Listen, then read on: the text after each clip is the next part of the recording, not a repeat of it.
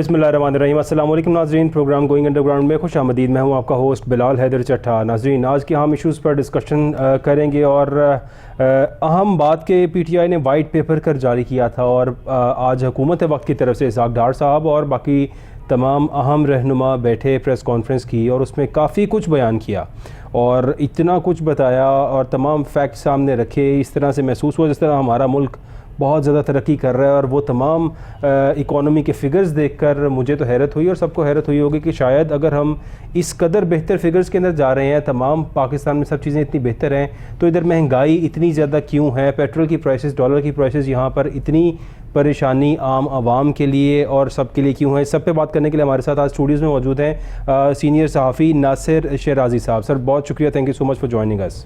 बहुत शुक्रिया जी।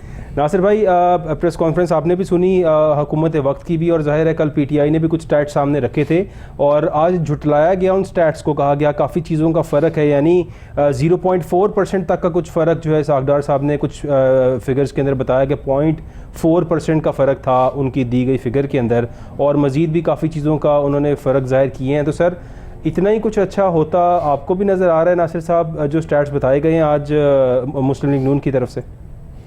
देखिए, तहरीक इंसाफ ने जो वाइट पेपर शाया किया था उसमें भी दूध में पानी मिलाया हुआ है, और जो आज प्रेस कॉन्फ्रेंस हुई है हुकूमत के वज़ीर ख़ज़ाना जनाब इसहाक डार साहब की जानिब से, उसमें भी सब कुछ सच नहीं है, उसमें भी काफ़ी गड़बड़ है।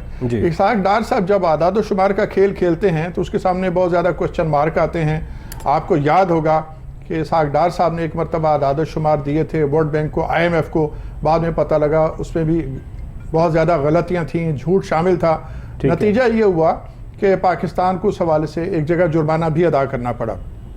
जितनी खुशकुन सूरत हाल इसहाक डार साहब ने पेश की है ऐसी as a matter of fact है नहीं।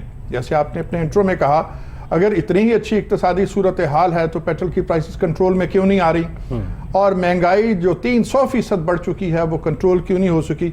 जब हम ये सवाल इसहाक डार साहब से करते हैं तो सब कुछ वो कहते हैं ये किया धरा पिछली हुकूमत का है। सवाल ये है कि 8 माह होने को आए हैं, तो अगर वो बहुत बुरे थे तो आपने वो बहुत अच्छा क्यों ना कर लिया। आप तो मालियाती जादूगर के तौर पे जाने और पहचाने जाते हैं।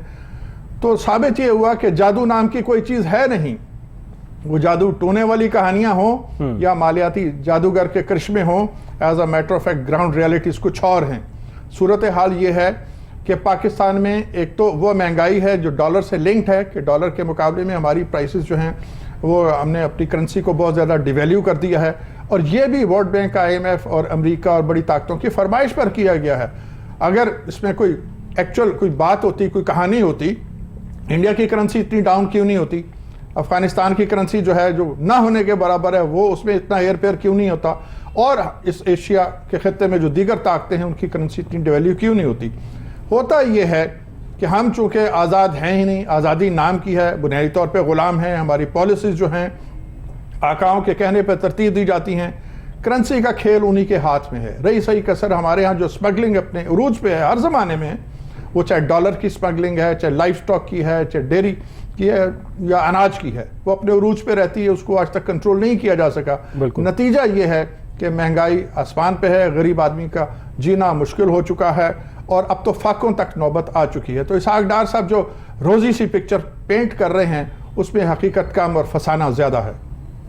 बिल्कुल ठीक हो गया सर। ज़ाहिर है अभी हुकूमत ने तो रिबटल देना था कल के PTI के वाइट पेपर का, क्योंकि इमरान खान साहब ने और पाकिस्तान तहरीक इंसाफ की तरफ से शौकत तरीन साहब आए थे, बाकी आम रहनुमा थे, और जो फिगर्स उन्होंने सामने रखे थे उन्होंने ये कहा कि हमने अपने दौर के अंदर चीज़ें बहुत इम्प्रूव की।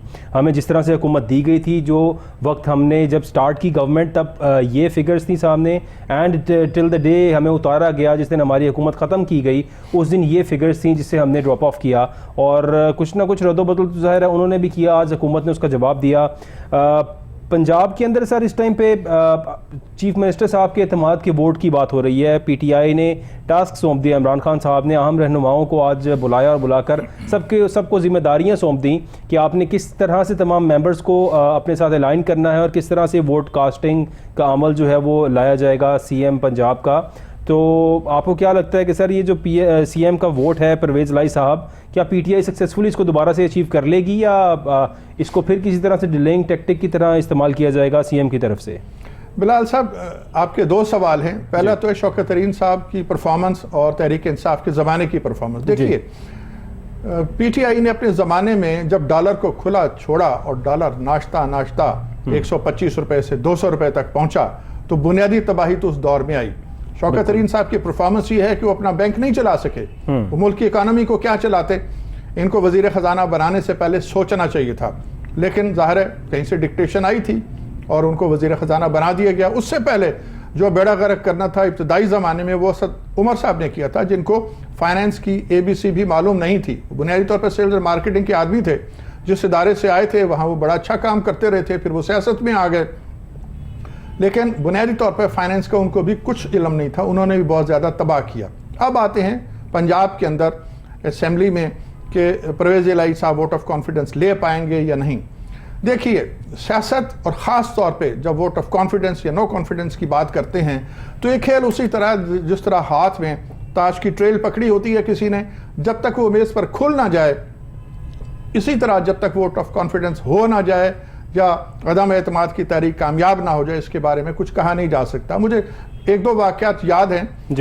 نواز شریف کا زمانہ تھا، بہت پاپولر پرائم منسٹر تھے، ان کے خلاف بھی ایک دفعہ اسی طرح اعتماد کا ووٹ لینے کا موقع آیا تو ان کے جو رائٹ ہینڈ تھے ہمایوں اختر صاحب، ان کی گاڑی پارلیمنٹ ہاؤس سے 2 کلومیٹر دور وہ کہتے ہیں کہ پنکچر ہو گئی اور میں نہیں پہنچ سکا.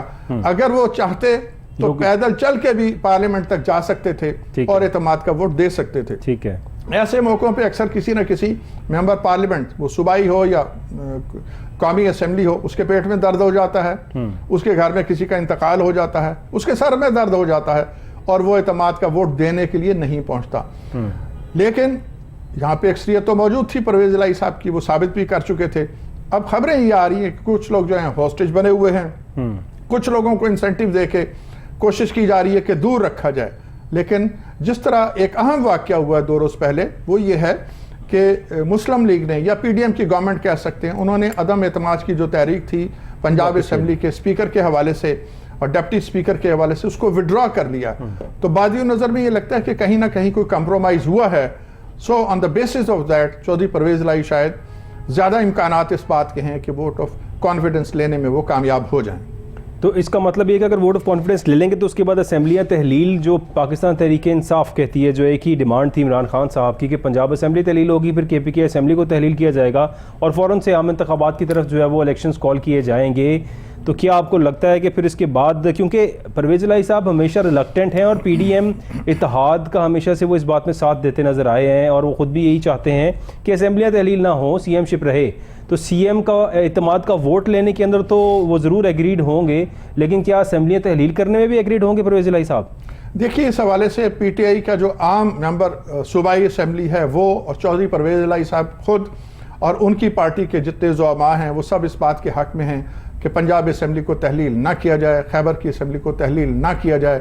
لیکن اس سارے کھیل میں جو آدمی فارغ بیٹھا ہوا ہے، گھر بیٹھا ہوا ہے، جس کے پاس کرنے کے لیے ہے کچھ نہیں، وہ جناب عمران خان صاحب ہیں. وہ چاہتے ہیں کہ وہ بھی کچھ کریں، اور اگر وہ نہیں کچھ کرنے کی پوزیشن میں تو پھر باقی کیوں اپنے اپنے کام سے لگے ہوئے، ان کو بھی فارغ کرایا جائے. بنیادی طور پہ کھیل یہ ہے. چودھری پرویز الہی کے بارے میں یہ کہا گیا اور بعد میں صوبہ خیبر کے جو وزیر اعلیٰ ہیں ان کے بارے میں بھی یہ بات آئی سامنے کہ وہ جناب عمران خان صاحب کو کنونس کرنے میں کامیاب ہو گئے ہیں کہ ہمیں اسمبلیاں تحلیل کر کے اگر مارکیٹ میں آنا پڑا تو ہمارے پلے کچھ نہیں رہے گا.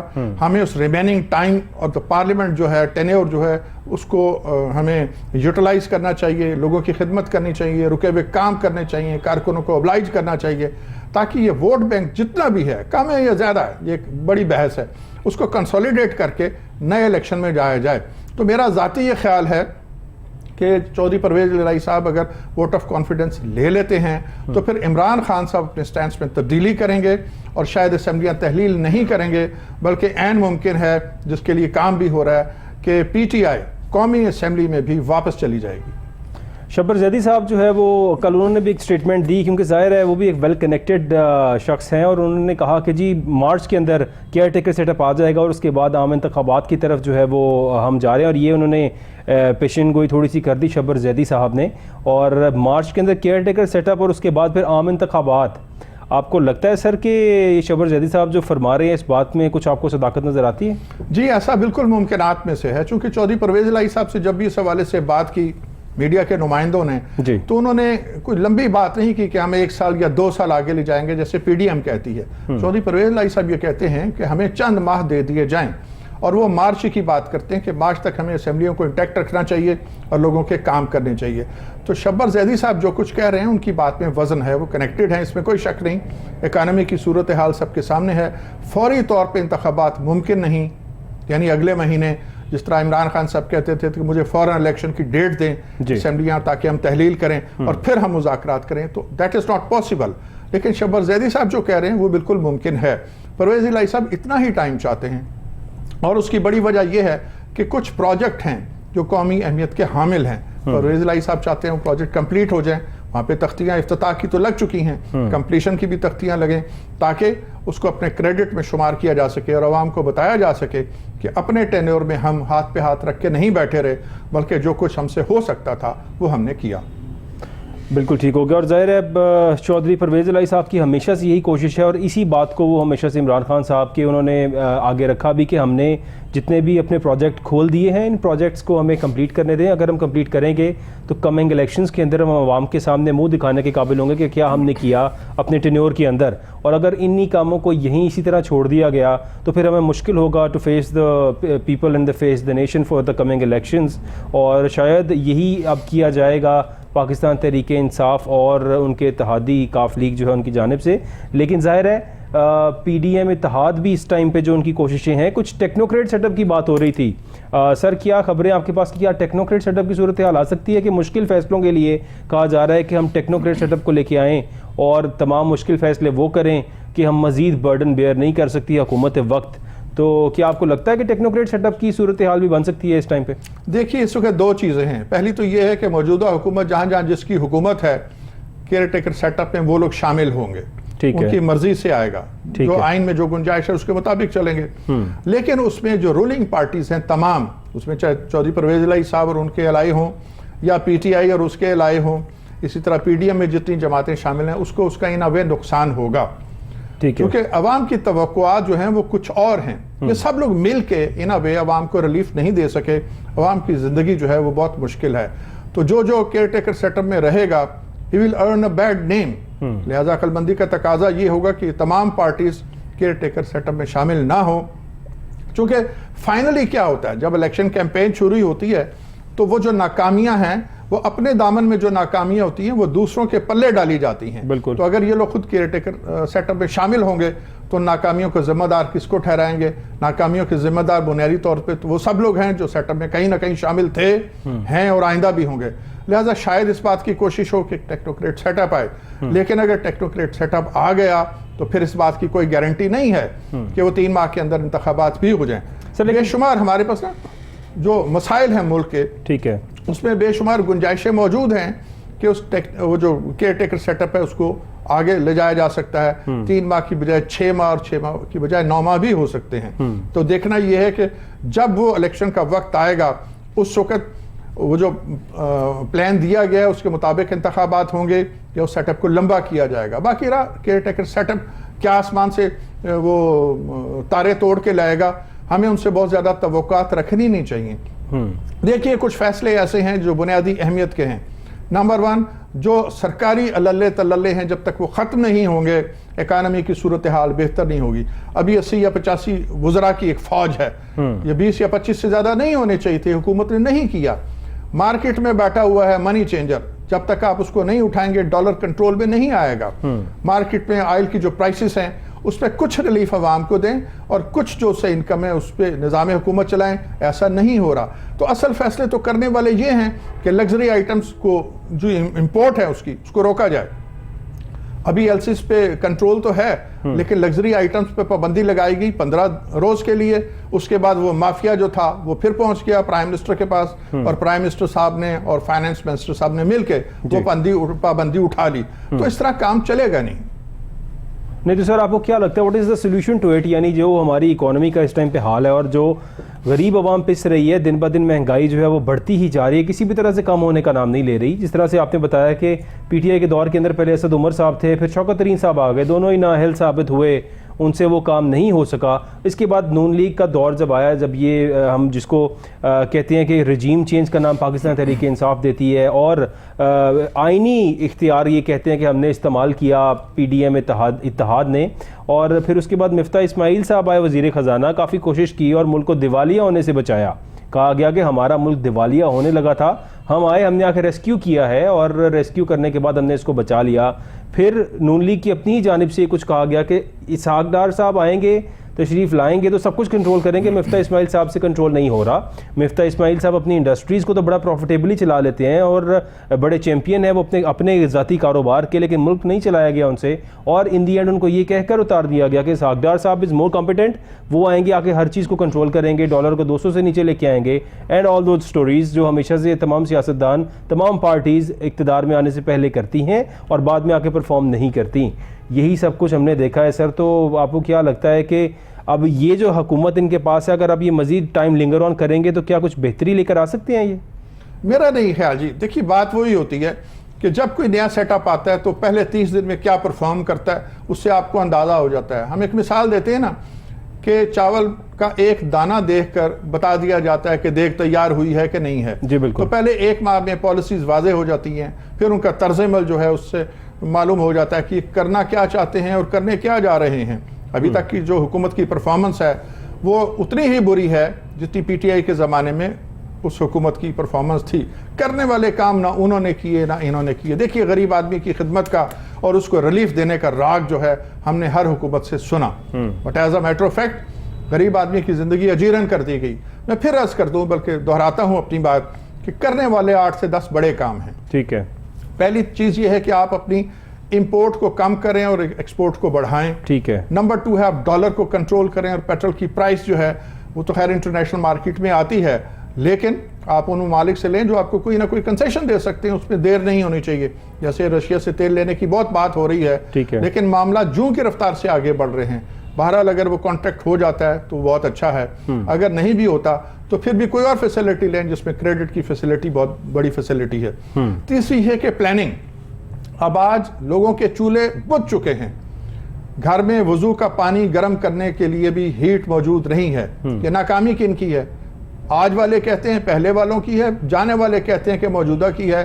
بھئی آپ ویل ان ٹائم اگر آپ ایل این جی کے کانٹریکٹ کر لیتے اور اپنا آرڈر بک کرا دیتے تو ایل این جی کہیں اور یوز ہوتی اور سوئی گیس جو ہے وہ عام کنزیومر جو ہے اس کے گھر میں یوز ہوتی، اس کا چولہا جل سکتا تھا. ایسا نہیں ہوا، تو یہ فالٹ ہے. تیسرا یہ ہے کہ ہمارے ملک میں غریب اور عوام کے درمیان اور بہت امیر طبقہ جو ہے اس کے درمیان فرق بہت بڑھ چکا ہے. میں ایک چھوٹی سی مثال دوں گا. کچھ لوگ ایسے ہیں جن کی 5 یا 7 سال کی نوکری کے بعد وہ ریٹائر ہو کے گھر جاتے ہیں اور ان کی پینشن جو ہے وہ 10 لاکھ روپے ہے. یعنی لاسٹ آن سیلری جو ہے وہ ان کی پینشن بنا دی گئی ہے. تو اس ٹائپ کی پینشنز اور امرات اور مفت میں جن لوگوں کو گیس مل رہی ہے، وہ گیس ڈپارٹمنٹ پہ کام کرنے والے لوگ مفت بجلی استعمال کر رہے ہیں، وہ لوگ جو واپڈا سے ریلیٹڈ ہیں، یہ مفتے کا کلچر ختم کرنا چاہیے. پھر عوام کو سہولت ہوگی. ہر آدمی جتنی جو چیز کنزیوم کرتا ہے اس کا بل پے کرے، اور کم سے کم تنخواہ اور زیادہ سے زیادہ تنخواہ کے درمیان جو فرق ہے اس کو بھی کم کرنا چاہیے. اب مہنگائی اتنی ہو چکی ہے کہ 15, 20, 25, 30 ہزار میں ایک غریب آدمی جو ہے اس کا گزارا نہیں ہو رہا. کم سے کم تنخواہ 50,000 روپے کریں اور زیادہ سے زیادہ تنخواہ 5 لاکھ روپے کر دیں.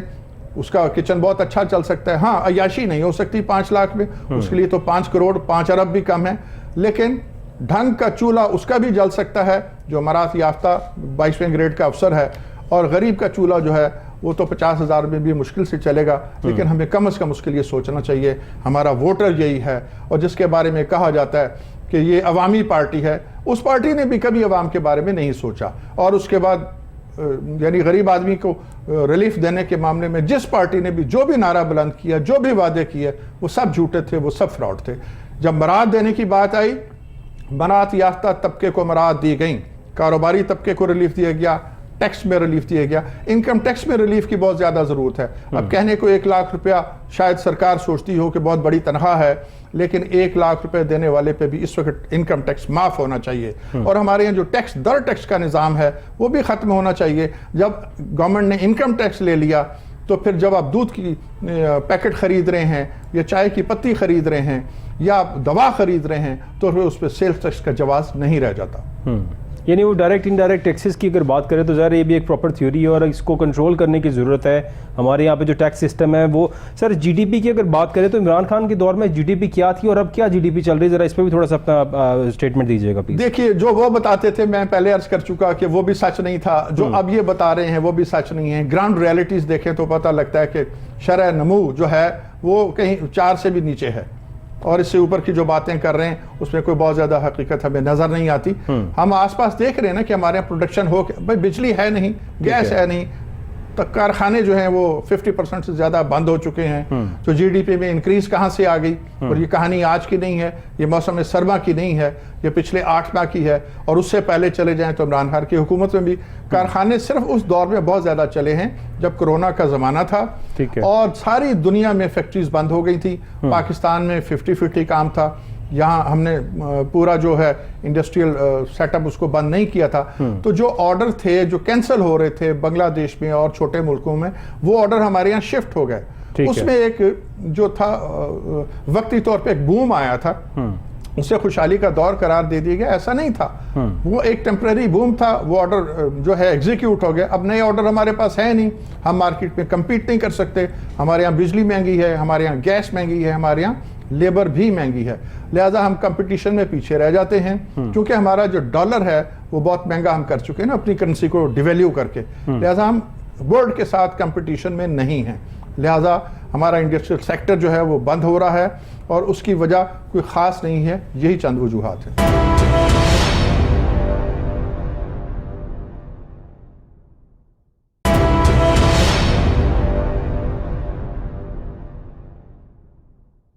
نہیں سر, یہ وجوہات تو ہے. اب اس کا مطلب مقصد یہ کہ عمران خان صاحب کا اگر دور ہم اس سے کمپیئر کریں آپ کے دور سے, تو ظاہر ہے اس ٹائم پہ لوڈ شیڈنگ بہت قدرے اب کی نسبت تو کافی کم لوڈ شیڈنگ تھی, اور گیس بھی آلموسٹ میرا خیال ہے کہ ہمیں گیس کی ایسی لوڈ شیڈنگ تو دیکھنے میں نظر نہیں آئی. گیس اویلیبل ہوتی تھی, سردیاں بھی ہوں یا جو بھی ہو. کرونا فیس کیا, سب کچھ فیس کیا, that was a bad time, لیکن اس کے باوجود ہمیں چیزیں اس قدر نیگیٹیوٹی ہمیں نظر نہیں آ رہی تھی جو آپ کی حکومت. چونکہ یہ لوگ وہ ہیں, انہوں نے آنے سے پہلے کہا کہ ہم لوگ تجربہ کار لوگ ہیں.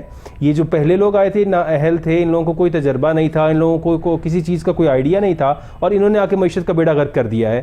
150 کا پیٹرول عمران خان صاحب دے رہے تھے, جس کو یہ لوگ کرٹیسائز کر رہے تھے اس وقت کہ یہ کون شخص اس ملک کے اندر 150 کا پیٹرول افورڈ کرے گا, یہ کہا جاتا تھا آپ کے جو آپ کے سٹنگ منسٹرز ہیں ان کی جانب سے. اور پھر آتے ہی اس قدر بڑھا دیا اور پرائسز کو کہاں پر لے گئے. اتنا جمپ ہی کرنا تھا تو پھر عمران خان صاحب کو ہی رہنے دیتے, اور اتنا بوجھ اٹھانے کی ان کو کیا ضرورت تھی جو یہ ملک بچانے اور ڈیفالٹ سے بچانے کے لیے یہاں پہ تشریف لے آئے تھے. سر دیکھیے, عمران خان صاحب کی جب حکومت تھی بنیادی تباہی اسی زمانے میں آئی تھی. میں پھر بات کروں گا کرنسی کو ڈیویلیو کرنے کی. ٹھیک ہے. عمران خان صاحب نے حکومت سنبھالنے کے فوراً بعد کرنسی کو 40% ڈیویلیو کر دیا تھا. ٹھیک ہے. اور پھر ایک مرتبہ نہیں کیا, دوسری مرتبہ بھی اور تیسری مرتبہ, 3 فیزز میں کرنسی جو ہے ڈیویلیو ہوئی اور ڈالر 125 سے لے کے 200 کو ٹچ کرنے لگا. بنیادی تباہی ہوئی ہے وہاں سے. ٹھیک ہے. اب یہ ہے کہ جب موسم گرما ہوتا ہے تو ظاہر ہے کنزمپشن جو ہے وہ بجلی کی زیادہ ہوتی ہے. 12 گھنٹے کی لوڈ شیڈنگ ان کی حکومت کے زمانے میں بھی رہی ہے. البتہ گیس ملتی ہے, سوئی گیس کی لوڈ شیڈنگ کی ضرورت اس وقت پیش آتی ہے جب اس کا استعمال بڑھ جاتا ہے. بات یہ ہے کہ نیا کوئی پروجیکٹ نہیں لگ سکا. ٹھیک ہے. عمران خان صاحب جتنے پاپولر وہ کہتے ہیں وہ تھے, وہ اتنے پاپولر ہوتے تو کالا باغ ڈیم بنا دیتے. انہوں نے بھی کمپرومائز کیا اپنی حکومت جو ہے بنانے کے لیے بھی. اور دیکھیں نا, سب کو وہ چور ہی کہتے تھے نا, تو 40% ان کی پارٹی میں جو لوگ تھے وہ دوسری پارٹیوں سے ٹوٹ کے یا توڑ کر ان کے ساتھ شامل کرائے گئے تھے, جن کو وہ چور کہتے تھے.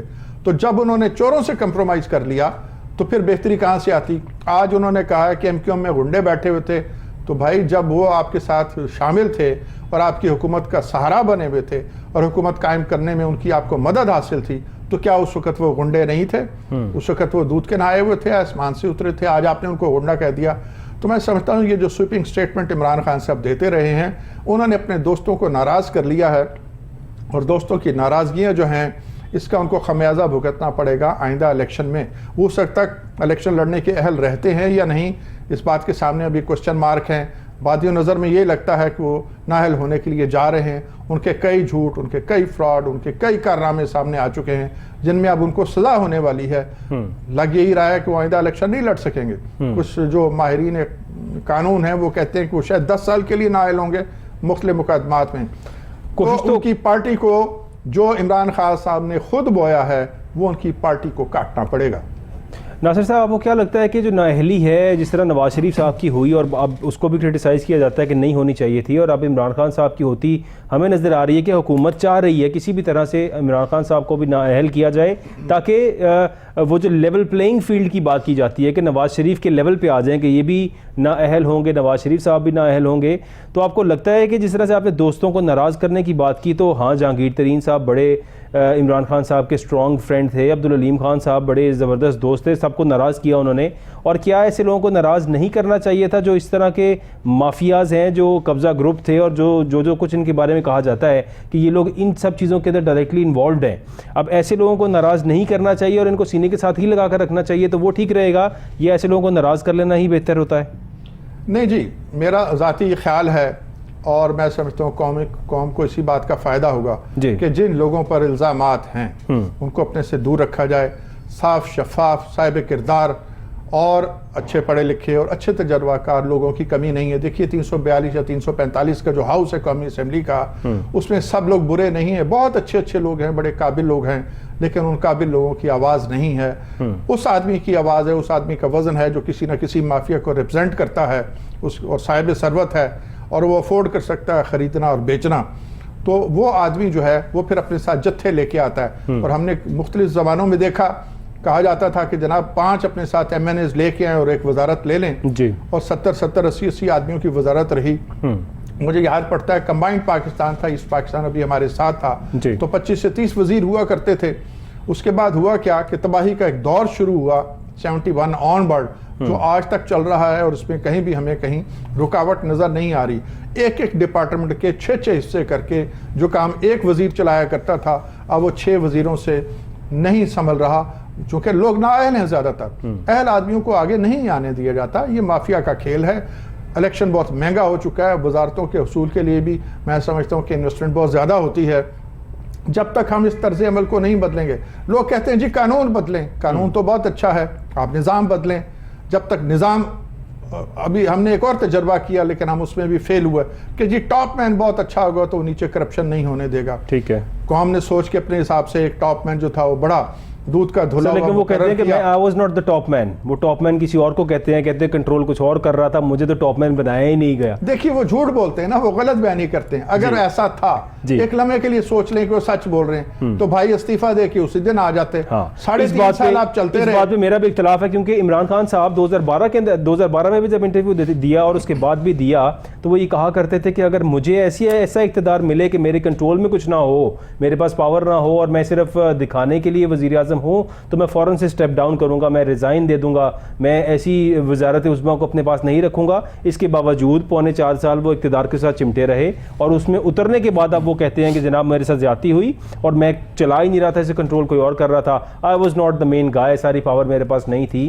تو یہ اختلاف تو عمران خان صاحب کے ساتھ سب کا, عوام کا بھی ہوگا, کیونکہ عمران خان صاحب کو چاہیے یہ تھا کہ وہ پہلے ہی سٹیپ ڈاؤن کرتے, اور شاید میرا خیال ہے دوبارہ سے الیکشن جب آتے تو وہ ایک بڑی پاور کے ساتھ آتے سامنے. لیکن اب اس کے اگینسٹ سر اگر ہم دوسری سائڈ پہ دیکھیں تو شہباز شریف صاحب اور ان کی فیملی کے جو لوگ ہیں, جو کیسز کی بات کی جائے, ان کو غالباً فرد جرم عائد ہونے والی تھی ایک دن بعد جب وہ وزیر اعظم منتخب ہو گئے اس ملک کے. اور باہر کے ملکوں میں سر ہم کسی ترقی یافتہ ممالک کی بات کریں, جس طرح سے کل کی پریس کانفرنس کے اندر وزیر دفاع اور باقی سب لوگ بیٹھے تھے, توانائی کے وزیر خرم دستگیر صاحب موجود تھے, اور کہا جا رہا تھا کہ ترقی یافتہ ممالک کے اندر مارکیٹس جلدی بند ہوتی ہیں, لوگ ٹائم پہ اٹھتے ہیں, ٹائم پہ سوتے ہیں. اب ترقی یافتہ ممالک کے اندر کیا سر ایسا ہوتا ہے کہ کسی شخص پہ جب الزام لگا ہو, وہ اس ملک کا وزیر اعظم ہو یا اس ملک کی منسٹری کے اندر بیٹھا ہو, یا وہ سٹیپ ڈاؤن ہوتا ہے, اپنے الزام کے اوپر پہلے تمام چیزوں کو فیس کرتا ہے, بینگ پاور لیس وہ چیزوں کو فیس کرتا ہے, پھر دوبارہ سے اگر چاہے تو آ سکتا ہے پاور کے اندر. ادروائز نارملی, کیونکہ یو کے میں ہم نے یہ دیکھا بھی ریسنٹلی کہ 2 ماہ کے اندر 3 وزیر اعظم مستعفی ہو گئے, اور کچھ شرم نہیں, انہوں نے کہا اگر اس میں ملک کی بہتری ہے تو we would like to resign. انہوں نے ریزائن کیا اور اپنے ملک کے لیے میرا خیال ہے بہتری کیا انہوں نے. ہمارے ملک میں تو شاید ریزائن کا رواج ہی نہیں ہے سر, یہاں پہ تو اقتدار آ جائے تو اس سے اچھی تو بات ہی کوئی نہیں ہے. جب تک انسان زندہ ہے تو اقتدار ساتھ رہنا چاہیے, شاید یہی وتیرہ ہے تمام سیاستدانوں کا. دیکھیے یہ بڑا المیہ ہے ہمارے ملک میں اور ہمارے یہاں کی سیاست میں, اس میں تمام سیاستدان شامل ہیں. ان کے پاس ڈبل میئرنگ سٹکس ہیں. وہ کہتے ہیں کہ جب ہمیں کسی نے آزمانا ہو اور ہمیں جانچنے کا جو پیمانہ ہے وہ اور ہوگا، اور ہمارے مخالف کو اگر جانچنا ہے تو اس کا پیمانہ اور ہوگا۔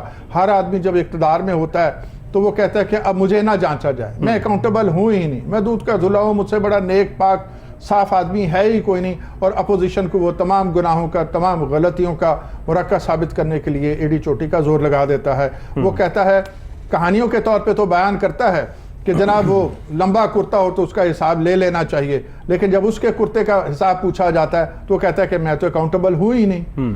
تو میں سمجھتا ہوں کہ یہ طرز عمل بڑا منفی طرز عمل ہے جو آپ دوسروں کے لیے پسند کرتے ہیں۔ اکاؤنٹیبلٹی کا نظام وہ اپنے اوپر بھی وہ تمام قوانین جو ہیں لاگو کریں اور اس وقت برا نہ منائیں۔ میں واپس آتا ہوں آپ کے اس نقطے کی جانب کی جو بہت اہم ہے۔ جب عمران خان صاحب حکومت جانے سے 2 ماہ پہلے تک کہتے تھے کہ ہم اور وہ ایک پیج پہ ہیں، اگلا جو زمانہ ہے اقتدار کا وہ بھی ہمارا ہے اور اس سے اگلا بھی۔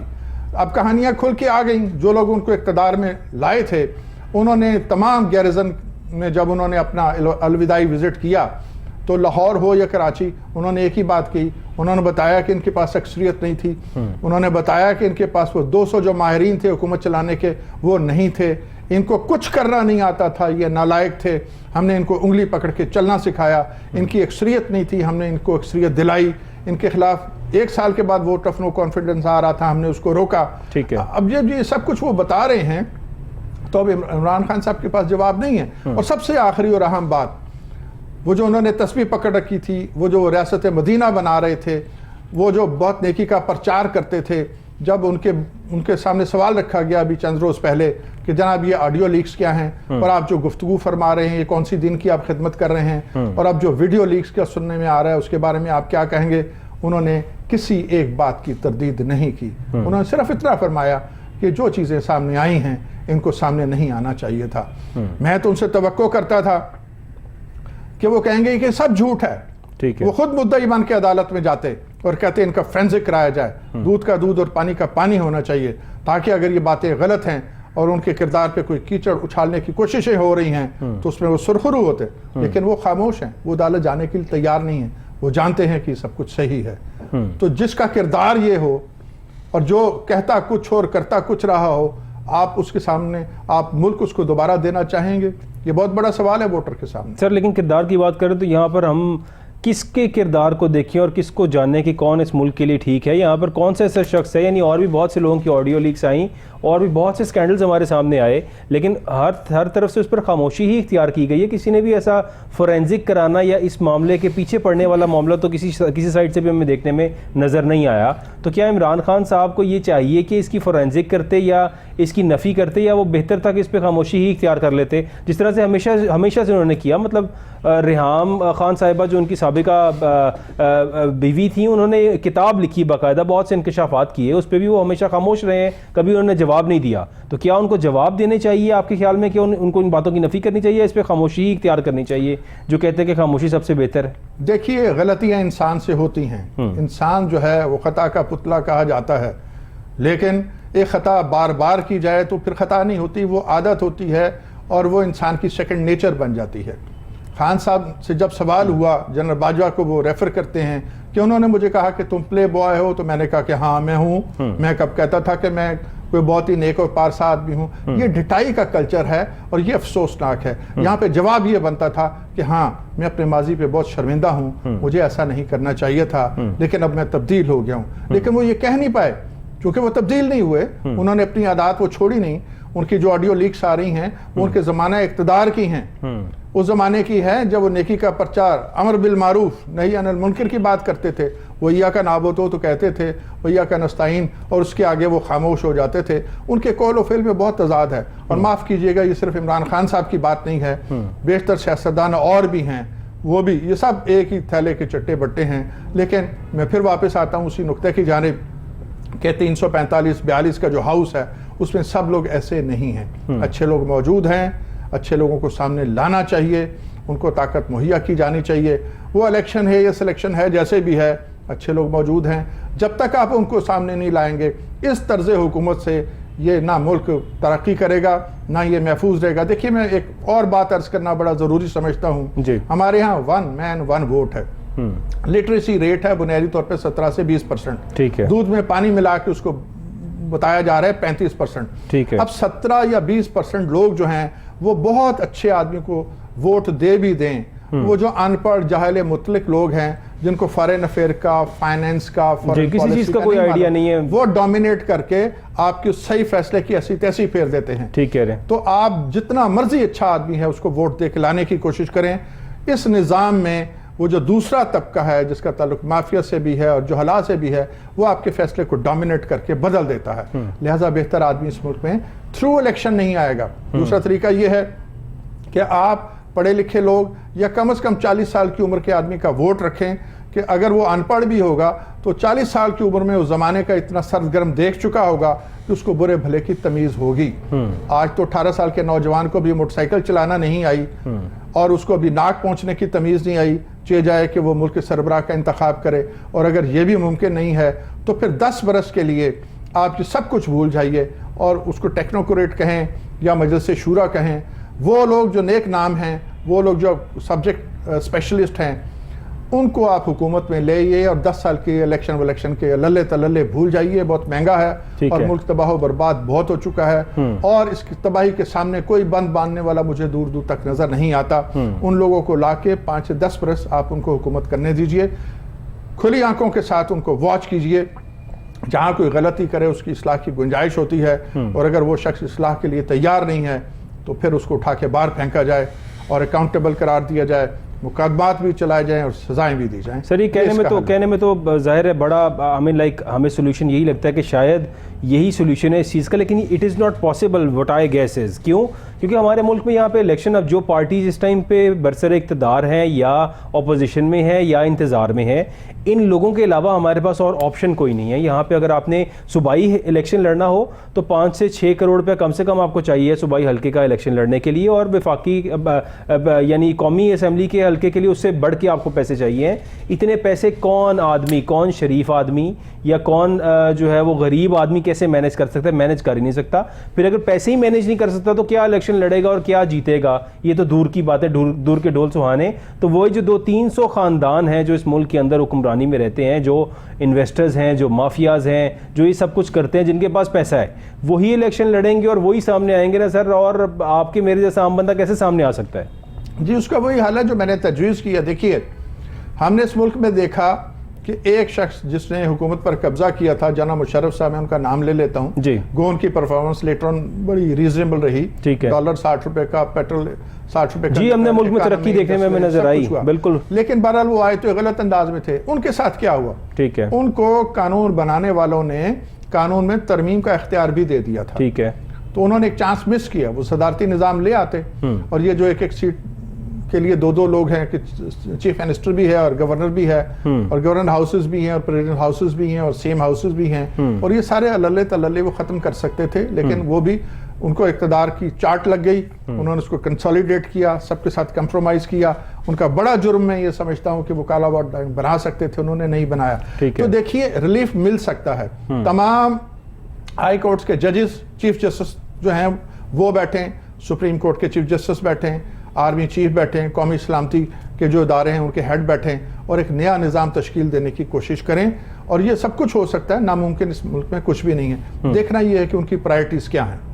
سر لیکن کالا باغ ڈیم صرف مشرف صاحب نہیں, تمام برسر اقتدار لوگوں کو کے ذمہ یہ بات جائے گی. کسی نے بھی کوشش نہیں کی یا کوئی بھی بنانا نہیں چاہتا ہے گیس, اور شاید اب تو لوگ کالا باغ ڈیم پہ زیادہ ڈسکشن بھی کرنا نہیں چاہتے. سر کیا ریزن کیا ہے اس کی؟ کالا باغ ڈیم سے ہم لوگ بھاگتے کیوں ہیں اتنا, حالانکہ اس قدر ایک جو کیا کہتے ہیں کہ پروفیٹیبل ہے for our nation for the future کہ کالا باغ ڈیم اگر بن جائے, لیکن کوئی شخص بھی کالا باغ ڈیم پہ نہ ڈسکشن کرنے کو تیار ہے, نہ کوئی حکومت یا کوئی شخص ایسا جو حکومت کے اندر موجود ہے وہ اس پہ بات بھی نہیں کرنا چاہتا, اس پہ پروگریس نہیں کرنا چاہتا. سر کہ what is the reason behind it? دیکھیے پچھلے 25 برس کی تاریخ ریگارڈنگ کالا باغ ڈیم یہ ہے کہ انڈیا سے 40 سے 50 ارب روپیہ سالانہ پاکستان میں مختلف سیاستدانوں کو بطور رشوت دیا جاتا ہے. ان کو کہا جاتا ہے کہ آپ نے کالا باغ ڈیم کے خلاف آواز بلند کرنی ہے. لیکن سیاستدان چینج ہوتے ہیں, مطلب ہر دور کے اندر سیاستدان پارٹیز بدل جاتی ہیں. اور نہیں, وہ کچھ خاندان وہی ہیں جن کو وہ پیسہ آ رہا ہے. میں بھی جانتا ہوں, آپ بھی جانتے ہیں, میرے پروگرام سننے والے بھی جانتے ہیں. وہ خاندان ہیں. ٹھیک ہے, اب دادا ابا حضور فوت ہو گئے, ان کا بیٹا آ گیا, وہ کہیں دائیں بائیں ہو گیا, اب ان کا اگلا بیٹا. دیکھیں نا تیسری نسل ہے سیاست, بالکل ایسے ہی ہے. تو وہ رشوت آتی ہے, یہ لوگ مخالفت کرتے ہیں, لیکن اس ملک سے لوڈ شیڈنگ کا خاتمہ اس وقت تک نہیں ہو سکتا جب تک آپ کالا باغ ڈیم نہیں بنائیں گے. فیزیبلٹی تیار ہے اور وہ ایک نیچرل ڈیم ہے, صرف سامنے آپ نے سپل وے بنانا ہے, دیوار کھڑی کرنی ہے, پانی روکنا ہے اور پھر گرانا ہے. Exactly. Up to the extent کہ وہاں پہ جن لوگوں نے کام کرنا ہے, انجینئرز اور لوئر سٹاف, اس کے لیے رہائشی کالونی بن چکی ہے. ابتدائی مشینری جو تھی وہ وہاں پہ پہنچے ہوئے آج 25-30 سال ہو گئے, اب تو وہ بھی اسکریپ ہو گئی. جو کم سے کم مدت میں ڈیم بن سکتا ہے that is Kala Bagh dam. ابھی ایک اور ڈیم کی خبر آ رہی ہے کہ جناب وہ 2023-24 میں آ جائے گا. سوال یہ ہے کہ with passage of time industry میں اضافہ ہو رہا ہے, آبادی میں اضافہ ہو رہا ہے, بجلی کی کنزمپشن میں اضافہ ہو رہا ہے, تو ہمیں ایک ایسا ڈیم چاہیے جو کم سے کم وقت میں تکمیل کے مراحل طے کر لے اور فوراً اس کی پروڈکشن شروع ہو جائے. اس اعتبار سے دیکھیں تو دیگر تمام ڈیم جو ہیں وہ 10 سال لے جاتے ہیں. پہلے اس کی پلاننگ ہے, پھر فیزیبلٹی ہے, پھر اور کئی چیزیں ہیں, پھر وہ جو زمین ایکوائر کی جاتی ہے اس کی پیمنٹس ہیں اور قانونی کاروائیاں ہیں. کالا باغ ڈیم کے سارے مراحل طے ہو چکے ہیں, آپ نے سمپلی گو ایڈ دینا ہے اور کنسٹرکشن میں چلے جانا ہے, اور 4 سال کے بعد وہ ڈیم جو ہے پروڈکشن میں آ جائے گا. اس لیے ہم اس پہ زیادہ زور دیتے ہیں, لیکن حکومتوں کی مجبوری یہ ہے کہ جن خاندانوں میں کالا باغ ڈیم کو روکنے کے لیے رشوت کا پیسہ آتا ہے, وہ لوگ 2-2 4-4 MNAs کی سیٹیں ہیں, وہ حکومت کو کنسولیڈیٹ کرنے میں ایک رول پلے کرتے ہیں اور وہ ان کو یہ فیصلہ نہیں کرنے دیتے. سر لیکن ظاہر ہے آبویسلی اب ابھی کی بھی اگر ہم حکومت کی بات کریں, شہباز شریف صاحب وزیر اعظم ہیں اور کالا باغ ڈیم کا ذکر کبھی ان کے منہ سے بھی نہیں سنا, کیونکہ وہ ہمیشہ یہی کہتے ہیں کہ یہاں پر ہم سولر جو ہے وہ سولر پینلز انسٹال کرنے چاہیے, ہمیں ونڈ ملز کی انرجی کی طرف جانا چاہیے. اگر اتنا ہی آسان اور اتنا ہی کاسٹ افیکٹو ہے کالا باغ ڈیم, تو کیا شہباز شریف صاحب کو نہیں چاہیے اور اس وقت کی حکومت وقت کو نہیں چاہیے کہ اس کو انیشیٹ کر لیں, کیونکہ ایٹ لیسٹ اگر وہ انیشیٹ کریں گے تو جس طرح سے آپ بتا رہے ہیں یہ تو ایک ہی حکومت اپنے ہی ٹینیور کے اندر یعنی چند ماہ کے اندر اس کو کمپلیٹ کر کے سٹارٹ کر سکتی ہے. سو کیا یہ حکومت بھی یہ نہیں کرنا چاہے گی سر جو بھی بیٹھے ہوئے ہیں؟ یہ آپ نے درست کہا, یہ بالکل ہو سکتا ہے. 5 سال جو ہے ایک ٹینیور ہوتا ہے گورنمنٹ کا, وہ کرنا چاہے تو کر سکتی ہے, بشرطے کہ اس کی پرائرٹیز ہوں. معاف کیجیے گا, پرائرٹی نمبر 1 یہ کسی کے نہیں ہے. پرائرٹی نمبر آپ کی ہو سکتی ہے, میری ہو سکتی ہے. لیکن عمران خان صاحب کے دور میں ہم نے دیامر بھاشا ڈیم اور اگر ہم باقی داسو ڈیم ساتھ جو تھے وہ ان کا دیکھا کہ ان پر کام بھی ہونا شروع ہوا, اسٹل آئی گیس ابھی بھی ان پر کام ہو رہا ہے, وہاں پر وہ ڈیمز بن رہے ہیں. تو کچھ تو ہلچل سر ہمیں نظر آئی ہے ڈیمز کی طرف, ادروائز تو کوئی ذکر ہی نہیں کرتا تھا پرانے تمام ٹینیورز کو دیکھے. تو ڈیم کا تو شاید کبھی کسی نے کانسیپٹ ہی ختم کر دیا ہمارے ملک میں سے. دیکھیے ایک تو ذرا یہ بات زیر نظر رکھیے گا کہ 47 سے لے کے آن بڑھ جتنی حکومتیں رہیں, تحریک انصاف کی حکومت آنے سے پہلے انہوں نے جتنا قرض لیا اس سے کئی گنا زیادہ قرض جو ہے وہ صرف تحریک انصاف کی حکومت میں آیا. ٹھیک ہے, اس سے کئی ڈیم بن سکتے تھے. ایک تو ان کی پرائرٹی نہیں تھی, دوسرے یہ کہ جن ڈیمز پہ کام شروع ہوا ان کا ایک نیچرل پروسیس ہے نا, ایک وقت ہے جو ان کو طے کرنا ہے, اس وقت کے بعد وہ پروڈکشن میں آئیں گے. اس پہ بھی اگر سپیڈ تیز کی جاتی تو 3.5 برس نہیں تو 5-7 برس میں وہ ڈیم بن سکتا تھا, لیکن وہاں پہ بھی اس تیزی سے کام نہیں ہوا. مدد بہت آئی ہے, پیسہ باہر سے بہت آیا, لیکن اللہ تللوں میں وہ ضائع ہوا. آپ بتائیے نا 3.5 سال میں کوئی ایک نیا پروجیکٹ, کوئی ایک نئی شاہراہ, کوئی ایک ایسا کام جو چلے کمپلیٹ تو نہیں ہو سکا, آغاز ہی کر لیا جاتا. اب آپ سن رہے ہیں ایک آئل ریفائنری ہے جو سعودی عربیہ لگانا چاہ رہا ہے, یہ معاملہ آج سے 2-3 برس پہلے کا تھا. اس وقت یہ انیشیٹ ہوا تھا, اس پہ کوئی کام نہیں ہوا, ٹرمز کنڈیشن سیٹل نہیں ہو سکی. آج کل پھر یہ بات ہو رہی ہے کہ آئل ریفائنری کے لیے سعودی عربیہ نے کچھ ٹرمز فلوٹ کی ہیں کہ ان ٹرمز پہ اگر آپ آ جائیں تو ہم یہ کام کرنے کو تیار ہیں. تو as a matter of fact کوئی آئل ریفائنری ہو یا کوئی ڈیم ہو یا کوئی موٹر وے ہو یا کوئی اور کارخانہ ہو جو لاس میں گیا اور انہوں نے اس کو بچا لیا ہو, as a matter of fact کوئی بڑا کام نہیں کیا. اور یہ سارے کام اتنے مشکل نہیں تھے. دیکھیے آج سٹیل مل کو ڈی نیشنلائز کرنے کی بلکہ پرائیویٹائز کرنے کی بات کی جا رہی ہے, ضرورت نہیں تھی. PIA کی بات ہو رہی ہے اور کئی کارخانے ہیں. ساری دنیا میں جو کارخانے منافع دیتے ہیں, ہمیں بھی یہ کارخانے ماضی میں منافع دیتے رہے ہیں اور یہ کمانے والے بیٹے تھے. ان کو تباہ و برباد کیسے کیا گیا؟ اپنی ناقص پلاننگ کی وجہ سے. دیکھیے پاکستان میں کئی پرائیویٹ ایئر لائنز ہیں جو جمعہ 8 دن انہوں نے اپنے کام کا آغاز کیا اور آج وہ پروفٹ کما رہی ہیں. تو وائی ناٹ PIA؟ ہوا کیا ہے کہ جو بزنس پرنسپل PIA نے میرا خیال دنیا میں بہت سی ایئر لائنز کو سٹارٹ اپ کروایا. بالکل. دیکھیے جو بزنس پرنسپل ہے وہ کیا ہے کہ ایک ایئر کرافٹ پہ 150 یا 250 کا سٹاف ہوتا ہے ان ٹوٹل جو روٹیشن میں کام کرتا ہے. ہمارے یہاں 350 افراد جب بھرتی کر لیے گئے تو پھر PIA جو ہے وہ خسارے میں کیوں نہ جائے. اور یہی حال سٹیل ملز کا ہے. یہ پاکستان کی سٹیل مل جو ہے یہ ہماری ریڑھ کی ہڈی ہے. سٹیل کی جو ضرورت ہے ملک کی ڈیولپمنٹ میں، کوئی آدمی اس سے انکار نہیں کر سکتا۔ آج اگر ہم اس کو اونے پونے بیچ دیں گے، جس کا کہ پروگرام فائنل ہو چکا ہے، تو کل کو جب ہم کو سٹیل خریدنا ہوگا تو پھر یہی سٹیل مل ہمیں مارکیٹ سے کئی گنا زیادہ مہنگے داموں سٹیل بیچے گی، ہم خریدیں گے اور ملک کی تباہ و بربادی میں ایک اور کردار ادا ناصر صاحب ٹائم پروگرام کا ختم ہو گیا. Thank you so much for your time and being with us in the show. اور ناظرین آپ نے باتیں سنی، ہمارے ملک کے اندر ضرورت ہے کسی بھی طرح سے انقلاب کی، اور وہ انقلاب کس طرح سے آئے گا اس کی کچھ چند باتیں ہمیں ناصر شیرازی صاحب نے بتائیں. کل حاضر ہوں گے دوبارہ ایک نئی بات کے ساتھ، ایک نئے ایشو کے ساتھ. Thank you for watching. اللہ حافظ.